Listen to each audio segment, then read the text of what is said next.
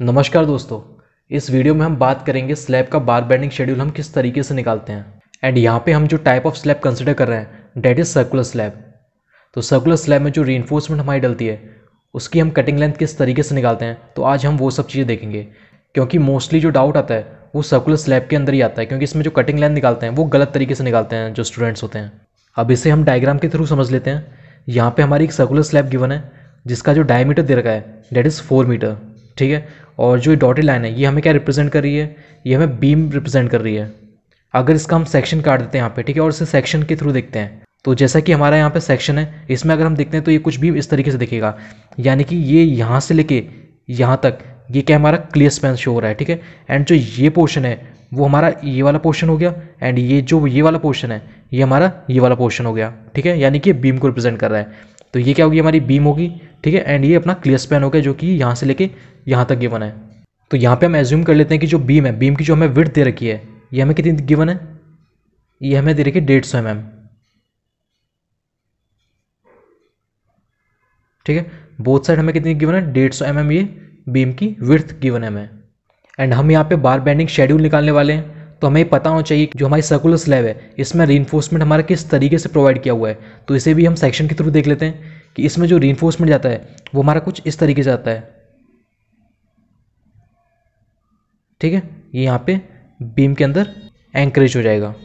सो reinforcement की हम cutting length किस तरीके से निकालेंगे, जो बीम का जो क्लियर स्पैन दे रखा है यानी जो बीम का जो डायमीटर दे रखा है वो प्लस, अब हमें पता है जैसा कि हमने अपनी प्रीवियस बीबीएस की वीडियोस में देखा था कि जो बीम के अंदर जो ये लेंथ होती है इसको हम कितना कंसिडर करते हैं, इसको हम मानते हैं एल, ठीक है। ये कितना होता है हमारा एल, हम इंसर्ट करते हैं इसके अंदर, ठीक है। और सेम इस साइड भी हम यहाँ से लेके यहाँ तक कितना कर देंगे, ये भी हमारा कितना हो जाएगा एल, हम एंकरेज कर देंगे इसके अंदर, ठीक है।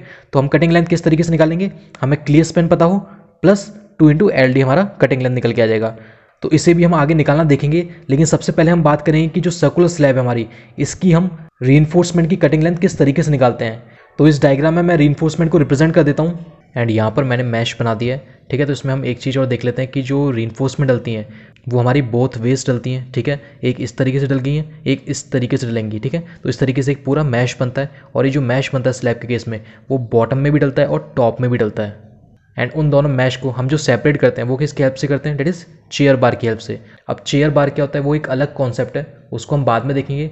अभी यहाँ अगर हम बात करें कि जो नंबर ऑफ बार्स हैं वो मैंने किस तरीके से निकाली है, तो वो हम देख लेते हैं। यहाँ पे जो मैंने बार्स हैं, बार्स के बीच जो सेंटर टू सेंटर स्पेसिंग मानी है, यानी कि जैसे ये बार है और ये बार है, इसके बीच में जो सेंटर टू सेंटर स्पेसिंग है वो मैं यहाँ पे क्या ले रहा हूँ, तो यहाँ पे मैं कुछ एज्यूम कर लेता हूँ कुछ वैल्यूज़, जैसे कि एज्यूम कर लेते हैं हम कुछ वैल्यूज़।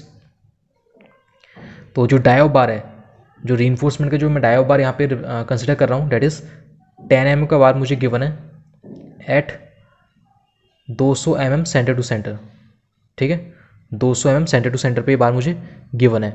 तो इसकी हेल्प से मैं नंबर ऑफ बार्स निकाल दिए कैसे, मुझे जो टोटल जो डायमीटर मेरा दे रखा था डेट इज़ 2.4 मीटर, इसमें से मैंने ये बीम का साइज डिडक्ट कर दिया, इधर से ये बीम का साइज डिडक्ट कर दिया, तो मेरा यहाँ पे क्लियर स्पैन कितना आ जाएगा, डेट इज़ 2.1 मीटर, ठीक है। तो यानी कि जो मेरा XO है, ये जो मेरा XO है यानी कि ये जो वाला बार है इसका मेरा डायमीटर यहाँ पे कितना आ गया, डेट इज़ 2100 mm, ठीक है। 2.1 मीटर को मैंने mm में कन्वर्ट कर दिया तो 2100 mm आ गया। अब ये मेरी सर्कुलर स्लैब है, अगर मेरा ये डायमीटर मेरा कितना आ रहा है 2100 mm, तो ये भी मेरा कितना आएगा 2100 mm आएगा।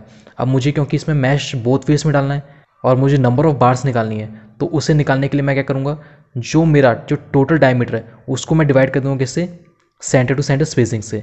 तो मेरे क्या आ जाएंगे, नंबर ऑफ बार्स आ जाएंगे। तो यहाँ पे मेरे जो नंबर ऑफ बार्स आ रहे हैं वो हमारे कितने आ गए, 11 बार्स आ गए, ठीक है।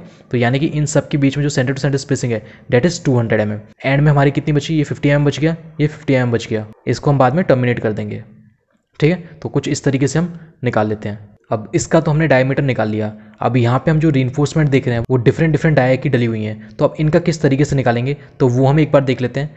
जैसे कि अगर मैं बात करता हूँ X1 की, तो X1 का किस तरीके से मैं डायमीटर निकालूंगा, तो जैसा कि मुझे इसमें पता है ये है मेरा सेंटर पॉइंट, ठीक है।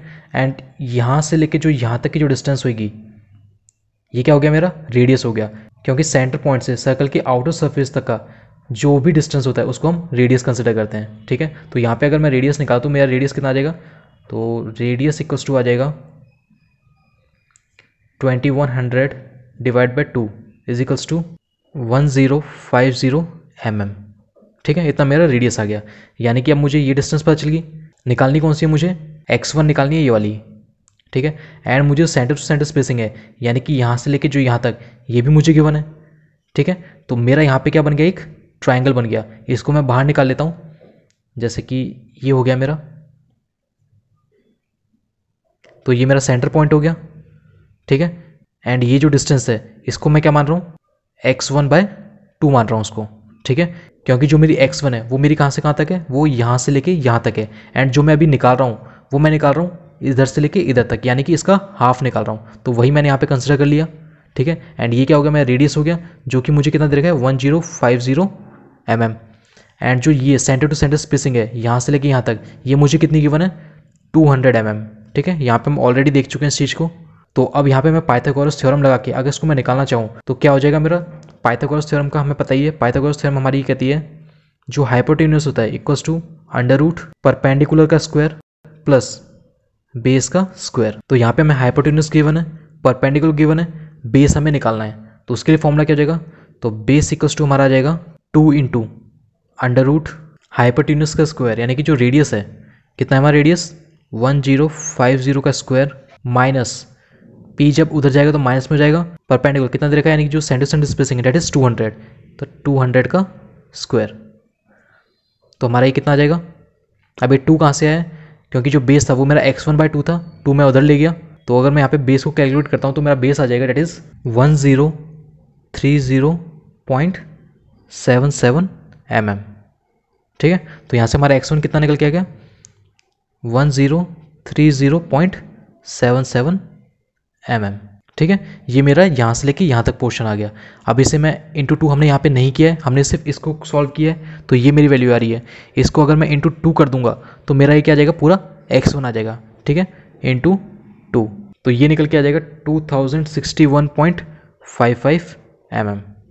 तो ये वाली पूरी वैल्यू कितनी आ गई हमारी, 2061.55 mm। तो इस तरीके से हम रीइंफोर्समेंट की कटिंग लेंथ कैलकुलेट करते हैं। ठीक है, इसके बाद हम x2 देख लेते हैं, यानी कि ये पूरा। तो इसके लिए फॉर्मूला क्या हो जाएगा, इसके लिए हमारा ट्राइंगल किस तरीके से बन जाएगा। अब यहाँ पे जो हम परपेंडिकुलर लेंगे वो कहाँ से लेंगे, जो यहाँ से लेके जो यहाँ तक का जो डिस्टेंस होगा ये हम पूरा कंसिडर करेंगे इस बार। ठीक है, अगर मैं इसके लिए डायग्राम बनाता हूँ, इसके लिए डायग्राम कुछ मेरा इस तरीके से बन जाएगा, ये। ठीक है, मेरा रेडियस तो वो सेम रहेगा, डेट इज़ 1050, एंड जो परपेंडिकुलर जो आएगा मेरा सेंटर से लेके यहाँ तक आएगा, तो ये मेरा कितना हो जाएगा, डेट इज़ 400। ठीक है, 200 mm ये, 200 mm ये, टोटल कितना हो गया, 400 mm आ गया। एंड ये मेरा कितना हो जाएगा, x2/2 हो जाएगा, क्योंकि मैं सिर्फ इतने पोर्शन का निकाल रहा हूँ। ठीक है, तो इस तरीके से मेरा ये वाला डिस्टेंस निकल जाएगा, एंड जो भी वैल्यू आएगी उसको हम इंटू 2 कर देंगे तो हमारा x2 निकल के आ जाएगा। ठीक है, तो यहाँ पे अगर मैं x2 का फॉर्मूला लिखता हूँ तो x2 इक्वल्स टू आ जाएगा मेरा कितना, 2 इंटू अंडर रूट रेडियस का स्क्वायर माइनस p2 का स्क्वायर। ठीक है, यहाँ पे p क्या कंसिडर कर रहा हूँ मैं, सेंटर टू सेंटर स्पेसिंग को, यानी कि यहाँ से लेके जो परपेंडिकुलर बन रहा है उसको। ठीक है, यहाँ से जो यहाँ इसका परपेंडिकुलर बनेगा वो p2 हो गया। अगर x3 के लिए मैं बात करूँगा तो ये मेरा कितना हो जाएगा परपेंडिकुलर, इसे मैं p3 से रिप्रेजेंट करूँगा। ठीक है, इस तरीके से बढ़ता जाएगा।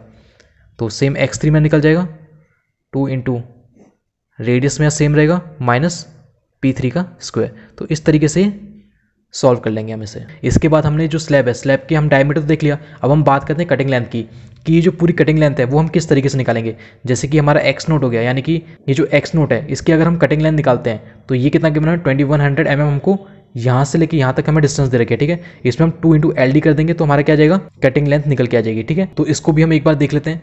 जैसे कि अगर मैं बात करूँ कटिंग लेंथ की, तो कटिंग लेंथ ऑफ किसकी निकाल रहा हूँ मैं, x1 की।